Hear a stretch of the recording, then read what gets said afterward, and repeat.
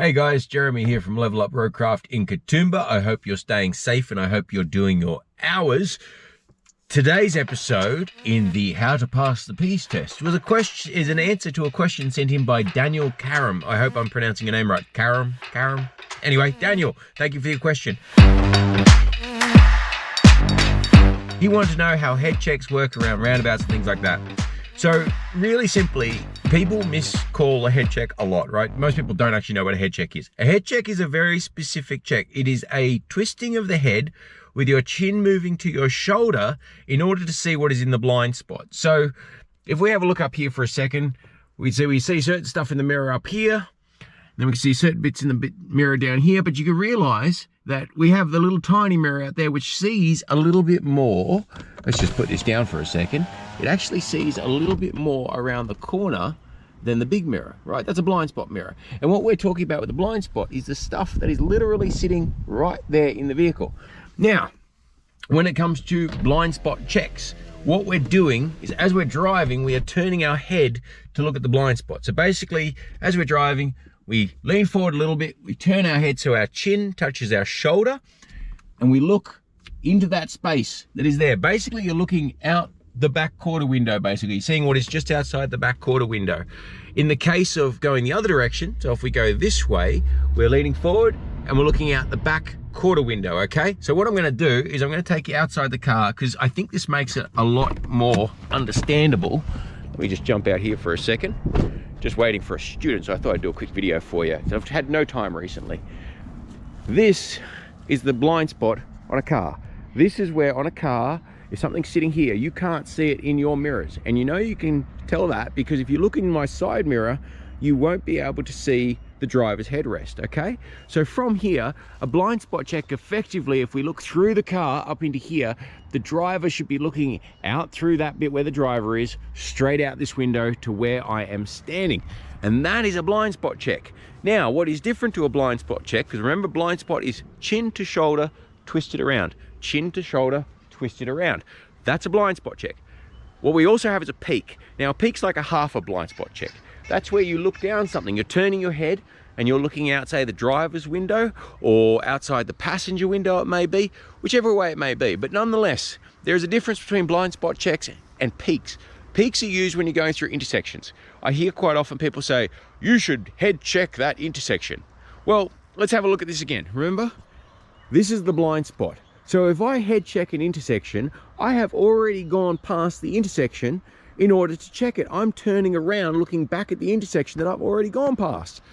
It's stupid. It's poor language, it's poor technique, and it's poor explanation. And I hear so many driving instructors talk about it, so many road users talk about it. You don't head check an intersection. You peek up an intersection. So you can peek out your driver's window as you're coming up before an intersection. So if I was coming up, let's use this intersection up here. If I'm coming up here to this intersection on the right here, as I get closer to it, I peek out that angle of the car. I'm not looking forward. I'm peeking out the right side of the car just to see if anyone's about to blow out that intersection. And motorcyclists do this all the time. They peek corners and they peek up intersections. I've talked about it in, advanced cornering, the canyoning and mountain passes. I talk about looking ahead in that regard. So peeking is really a look ahead, but sideways look ahead.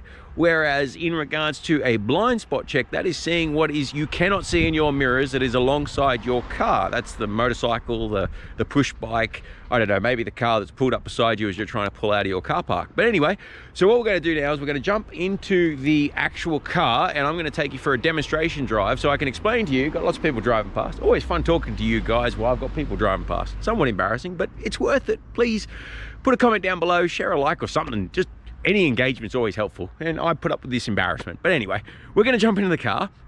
We're going to demonstrate to you exactly a short little drive with some roundabouts and where I would peek and where I would head check.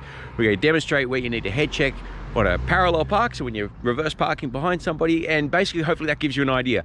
If you have a question for the series of How to Pass the Peace Test, please place it in the comments down below, and we're going to keep doing this series. The more questions you ask, the more videos I have. I do apologize for the delay in videos. I've been so busy. I'm pushing 12-hour days to try and get through all my students and make sure everyone can get through their peace test on time. So Sorry about the delay. Please subscribe. I am giving away a lesson when we get to 100 subscribers. We need to be at 100 subscribers, then I'm going to start giving them away, all right? So if you want to be part of that, the giveaway, you need to be subscribed, and we need to be at 100 subscribers. That's my goal. If you help me out, maybe you'll get a lesson out of it for free. Nonetheless, let's go jump into the car. All right, let's put this into practice. Here we go. So we're going to turn left at this roundabout coming up.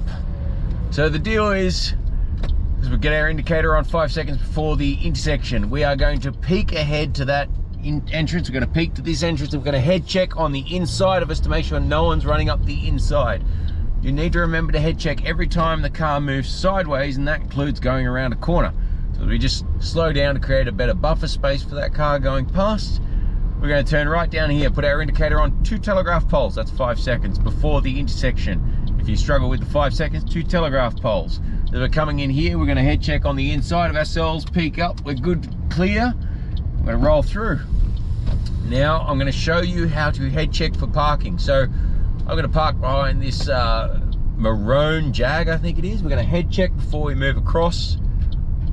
Roll up into our park position, boom, into reverse, spin the wheel to get ready. We head check right side through our mirrors to the left. Because our front's coming out, we head check right one more time. Get our angle, boom, straight back. And then tuck it in.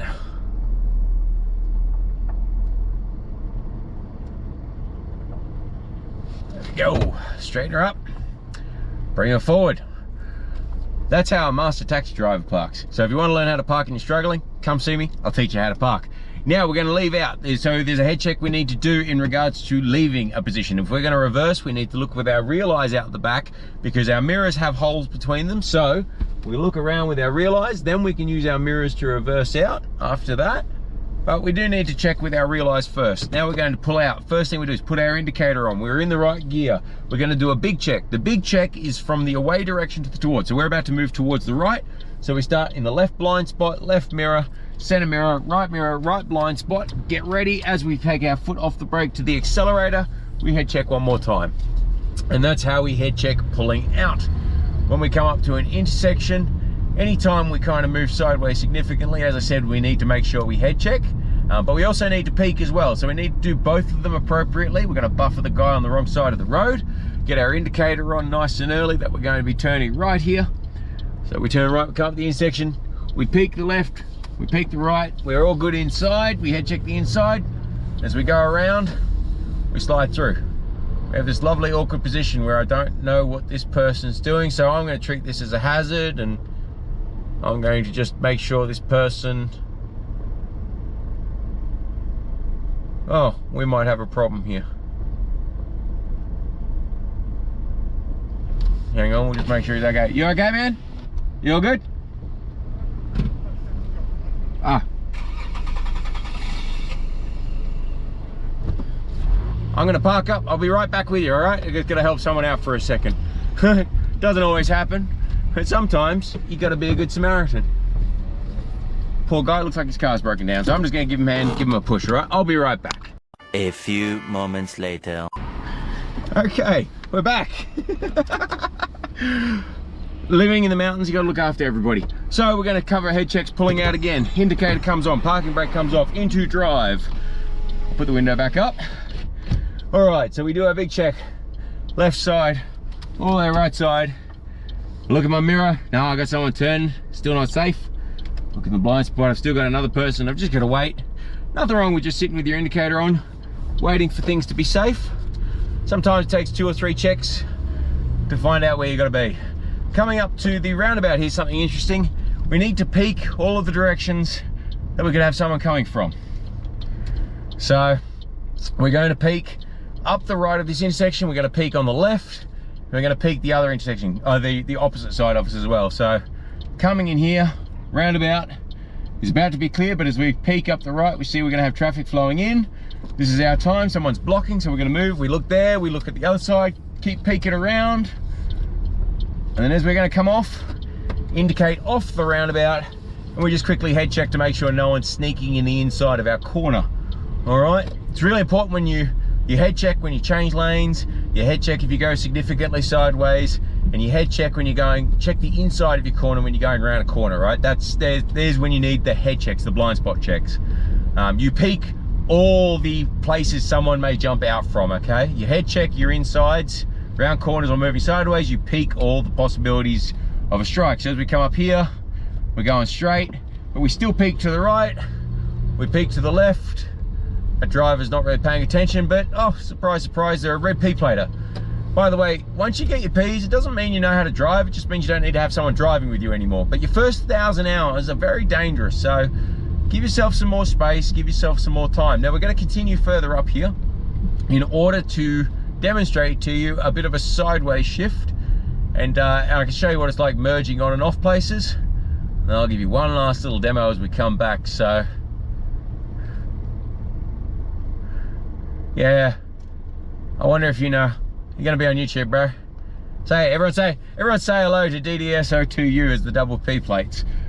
We come in here, we peek, we've got a bus coming up. So we're just gonna give that right away. Can't see, so we're just gonna wait a second. Now we know we're clear, so we're gonna go ahead, just peeking any place where someone could come out of. Turning left, we head check on the left because we're kind of turning off that way, making sure no one's sneaking up on the inside of us.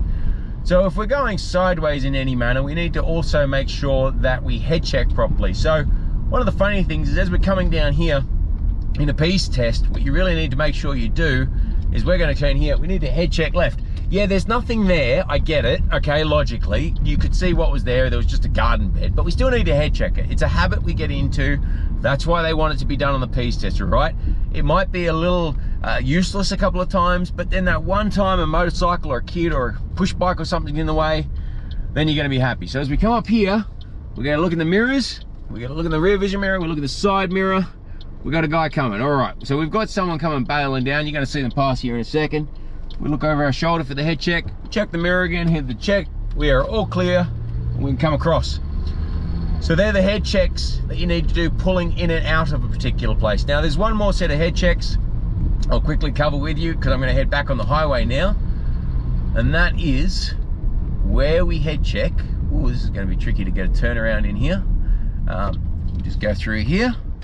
Actually, bit of a unexpected turn, but we're going to turn up through here and we'll just head back. I'll take you through the highway. Should have head checked the inside of that corner. See?